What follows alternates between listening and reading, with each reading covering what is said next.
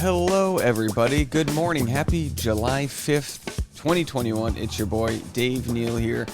This conversation in this video is going to be about Katie Thurston's maturing as the Bachelorette lead, the star of the show, which will have its week 5 tonight. You can catch me at the 4 p.m. Pacific, 7 p.m. East Coast time for a pre-episode live stream, and then a 10 p.m. Pacific post-episode live stream, plus other recaps, other videos along the way. Today we'll be talking about Claire getting a breast reduction due to illness that she has. The Young Turks made a video about the PPP debacle, which some might not think is a big deal, but it turns out $80 billion has been shown to be fraudulently taken out of the PPP loan program, some of which from Bachelor Nation, so we'll talk about that. But first, this video about Katie Thurston. Now, I feel like this is one of those moments where it's like the evolution of the lead, where they go from everyone loves them, it's a new lead, we're excited, to, oh my gosh, can you believe she said that? And then it'll be back to, oh my gosh, we love her. There's a pitchforkness that happens within Bachelor Nation. It's almost comical to watch if it wasn't real human beings. We get a lot of the comments saying, you know what, she signed up for this, she asked for it. Now, when you whittle all those comments down, do people really ask for the internet's judgment on every single thing they do? Of course not. And just because they signed up to find love on a reality dating show doesn't mean Samantha in Scottsdale gets to critique their life. The internet is a weird place where a forum exists where the lead, the star of the show, shouldn't care or have any knowledge about what you have to say, yet sometimes they do, because they're good people, and they're curious, and they want to see what people are saying about them. If you could walk a mile in her shoes, you would probably never say a negative comment about someone in the future. So I'm going to play her TikTok, which is full of a decent amount of profanity. The reason I'm not playing it first is to show you guys the sort of issue we have with profanity in our country. Now, if I post a video with the F word in the first 30 seconds to first minute of my video, it will get demonetized, which means I don't get to make any money off of my YouTube video. There are certain rules and regulations around swearing on YouTube. They're sort of unwritten, and they're sort of, they exist, but you have to play around the game. So that's why I don't swear as much as I used to. Do I have a moral issue with swearing? Absolutely not. But when your hand gets burnt, you realize not to press it on the oven and such. So Katie's TikTok's got a little bit of swearing, so I'll play it in a second. But it's actually important to the discussion. She's getting a lot of text messages, DMs from people saying, "Oh, I thought you should have been with this guy or not that guy." Could you imagine? And I understand some people are such a low IQ that they just watch the show and don't realize these are real humans. But can you imagine texting your friend Jennifer and being like, "I wish you ended up with Brad and not with Tony"? Jennifer would be like, "Go take a long walk off a short pier, you little, B word, whatever." It's ridiculous. Yet some people through DMs and this and that have the access to these leads they really shouldn't. They just really shouldn't. In a polite society, you just go out to a diner and people are nice to you, and you go somewhere and people are nice to you. And then we incorporate social media, and she's reckoning, I'm assuming, with the fact that in the beginning, you've got just your fans, and then you get to a critical mass size where your popularity is big enough that you've got your haters. And it's easy to say, if you've got haters, you're doing the right thing. But when you wake up in the morning and the first message you read is from a hater, you start to look at your phone a little differently. You go, this is not healthy for me. Yet it's also the most important thing for her to grow her business. So Katie's probably the most social media savvy, and I would say at least the most social media productive lead we've ever had. She knew what she was doing with regards to her TikTok, and she's been able to build her brand through being authentic. So it's one of those things, if you're going to love someone for one reason, you can't hate them for the same reason. And it reminds me of the Are You Not Entertained? He's like, "Oh, you wanted me to kill all these lions and other barbarians here in the court? Well, I'll do it. Are you not entertained? Was this too much? Was this too much, guys?" So that's what Katie Thurston has. Is she has her "Are you not entertained" moment, which I love. I say double down. You got to double down on your authenticity and realize that rather trying to please everybody. And again, maybe this is advice for you on a July 5th morning. As an aside, someone had commented that they can hear my morning voice, when my voice hasn't warmed up. Hey, here I am, Dave. I'm down here until the coffee hits. It's probably better to be as authentic to who you are than it is to try to please everybody. Our country and the demographics behind the Bachelor show is very divisive. It's far-ranging. Some people find it very offensive to hear the F word. And then you could travel to some pub in England and you'll hear some lady say the C word 15 times in a row. How we use swear words is very interesting. It can be something like they've shown in studies that, like, if you swear at work, it can be a good thing. It's like a tension release. It's a rally builder if your boss swears, like, F the man. Yeah. It can be a powerful thing, swear words, or they can be adjectives. They can be words that heighten things. They can be it's your spice cabinet, folks. It's a spice cabinet in a giant a book of in your thesaurus, whatever the case may be. So anyway, we've got Katie Thurston here. Now, of course, she does a stunning, which Tasha and I will be doing this. Tasha will be recapping this. Tasha and I are going to do a little fashion recap on this outfit, so you can see what we're working with here. But an absolutely stunning swimsuit wear. She's got like business casual with a one piece, just the perfect amount of sports jacket and one piece. If someone's ever like, I got an idea, let's do sports jacket and one piece, you wouldn't think it works, but it does. So anyway, Katie, she's had her glow up, right? Pretty fun, authentic person going into it. Now, just like Tayshia saw and some other leads, have seen that glow up with the right team behind her. They can really sort of elevate her to next levels. So good things are all happening. Now, she has the interview with Nick Viall. I didn't even listen to all of it. Lot of negative comments. Whenever you get a sort of subreddit thread like this with the title being, "Are you still a Katie fan?" This isn't, first of all, not good news to read, but I can imagine 99 out of 100 times if someone wrote this about you, you'd be like, well, let's see what people have to say. Because we like to flagellate. We self-flagellate. We whip ourselves in different ways. We do it by, reading comment sections and there's so much negativity on social media that feigns itself as a positive thing, and then you just feel bad after. And like, why do I feel bad right now? It's like, well, because you flew a little too close to the sun. So anyway, the question was, are you still a Katie fan? Which is a bad faith question in the first place, but Reddit's kind of a bad faith forum. And then you get a lot of, she's the definition of basic to me. And by the way, 2 weeks ago, we see her connection with Michael A. We go, oh my gosh, this might be one of the most wholesome, productive Bachelorette seasons of all time. How can it twist so fast? And the truth is, she didn't change. Just the collection of people that get to see a different side of someone who might not be the cherry-picked perfect side of them, that changes. We get the basic quote that every woman loves: if you don't love me at my worst, then you don't deserve me at my best. And I think the truth applies to everybody. But someone like Katie, if she's going to do her media rounds, you might not agree with everything she says. She might describe a situation that you weren't there at and didn't get to see, like Thomas, for example. We don't really know what happened. We don't really know what happened with Thomas, but at the same time, she describes a situation where, like, she kind of humiliated him, but, I'm sure he'll be fine. But, like, maybe there's more to the story. Maybe there's more she can't say, more that we don't know. We just don't know. But a lot of times, people will take what's being seen, whether it be on the podcast. And I have to admit, podcasting is a great forum because you get to see a little bit more about someone in a longer sort of edit, or I would say lack of edit, in more of a natural conversation. But also, could Katie have come off, because like some of the comments, oh, she's bland and boring. I think boring would be the last thing you'd say to describe Katie. She repeats what she sees as popular on the internet. I'm sure she looks at Reddit. She wants to be trendy, too much to the point where I don't think she speaks her own thoughts. You know what I mean? It's like, okay, well, which of us is not sort of curated by a public opinion?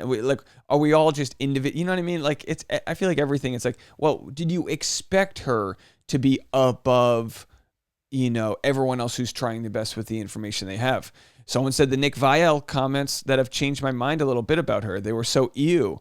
I like that Katie is just a normal, basic girl. It's relatable. Oh, there's a nice one. Rather than the influencer B-list celebrities. So in that conversation, without defending it, because I honestly didn't watch it, trying to do my homework, folks. Lots of content to get through. But without that conversation, you can look at any scenario and go, was Katie trying to just subconsciously impress Nick, who's on one of the biggest, he's got one of the biggest Bachelor platforms that's out there. Did they have a little too much whiskey and decide that they were kind of having a casual conversation? Or what's probably more accurate is, was she trying to be funny, which we all are, and missed the mark? I miss the mark every day of the week. I miss the mark every other hour where I try to say something funny and it comes off wrong. And I'm like, oh, sorry. Was just trying to make fun and have everyone smile. You know what I mean? So all these questions don't need to be answered, but they're important to understand that you don't need to shine up the pitchforks and light up the tiki torches and go on your rally and crusade against somebody, because they're trying the best with the information they have. Now, what's interesting with Katie is she's at the point now, as the gladiator will attest, where she's reckoning with the beast that controls her. So she's reckoning with Bachelor producers that, from the beginning of her joining the show, have tried to take her TikToks down and it's almost like, we like your personality. Now let's just get it all off the internet. And she was like, nah, player, not going to happen, which I think is amazing. I think it's amazing that she has been able to basically speak her mind and say, look, I'm not going to do the show if he's involved. I'm not going to do the show if you want me to take down my TikToks. I'm going to be me. So it's almost like we want that from our lead. We want that independence from women in general. We want that, like, stick it to the man, be you, be authentic, be funny, be all these things. And then when we get it and it doesn't hit every mark we want, we don't enjoy it. And again, Reddit itself is a very specific group of fans that there is entitlement. I know, I've been on both sides of the argument. I've been the I love you, Dave, and I've been the I hate you, Dave. I've been on both sides.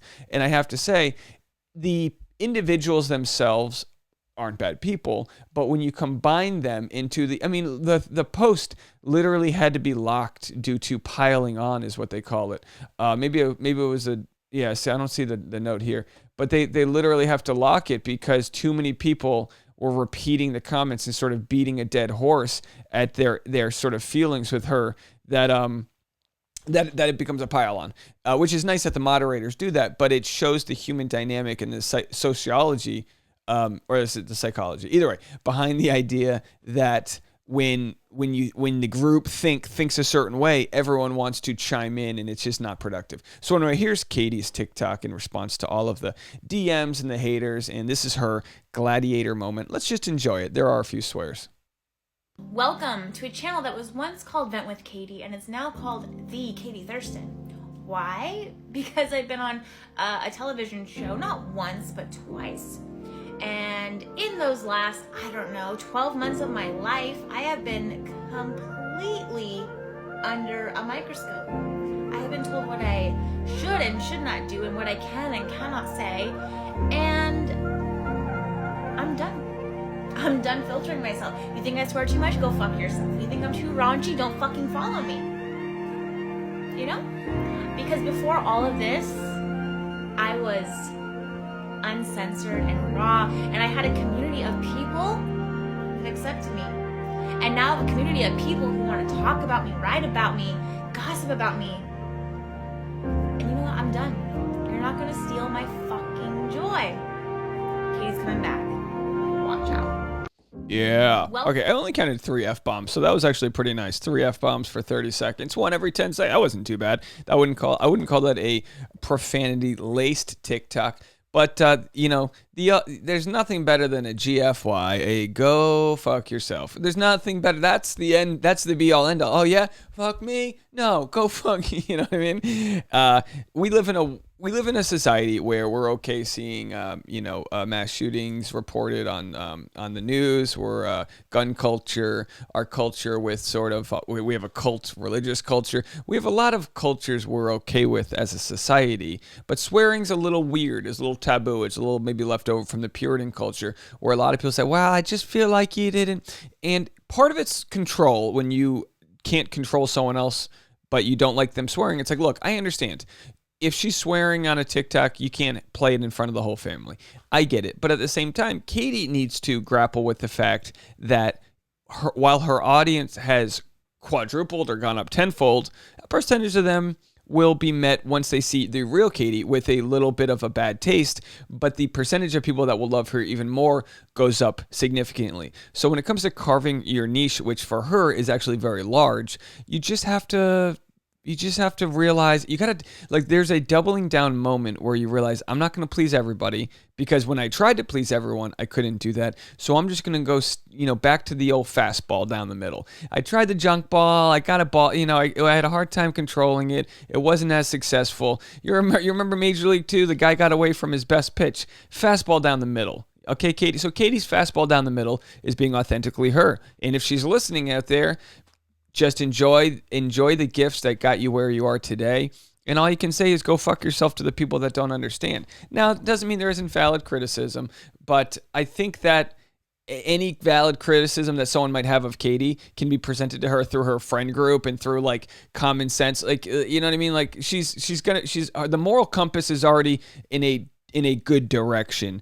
And I guess the idea now is, how do you sort of censor out the outside noise so you just don't have to deal with it? Because I think that's actually more important, to just decide, what, I'm going to, and I don't know if TikTok or Instagram has this feature, but YouTube does in the comment section, or you can just delete certain words. Now, I don't do that. I'm at the size where my following's not that big, so I let pretty much anyone comment as long as there isn't hate speech. You know what I mean? If people don't like me or they want to comment, fine. We'll let that live. But I think for her own health and mental sort of for her own mental health, it's important to just realize by being you, it got you to the top pinnacle of this, Bachelor Nation. And now you're going to use that platform to do good, to promote charities you like, to basically do whatever you want with the rest of your life. The world is yours and everything that is in it. And what is more, you'll be a man, my son, which is Rudyard Kipling. She'll be a woman, my lady. I guess, I don't know. Never do poetry in improv if you don't know it. The point is, she's going to be fine. You guys are going to be fine. But take this as an example to double down on what is your authentic self, which might mean if you need Gary V, do you remember the Gary V? I didn't have this pulled up. Let me see if I can find it real quick. But the Gary V swearing video, where he explains why swearing is important to him.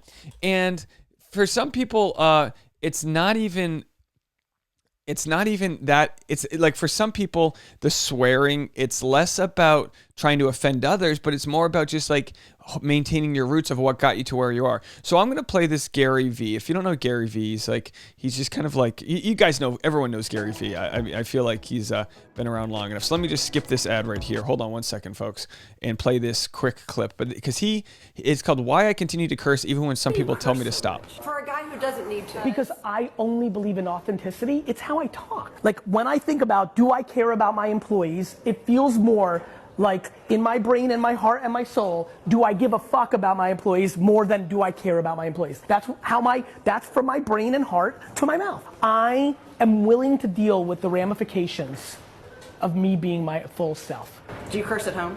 A ton. In front of your kids? Yep. I'm just not devastated to go into my 4th grade teacher and Mrs. Thompson's you have a real problem. I'm what's that, Mrs. Thompson? Your daughter curses. I just don't see that as a real problem. Me and Mrs. Thompson just don't see the world the same way. Again, I am the byproduct of Mrs. Thompson telling me my whole life that I would be a failure. Mrs. Thompson thought that a D in science was going to be my downfall, just like she thinks saying fuck is her downfall. I don't agree.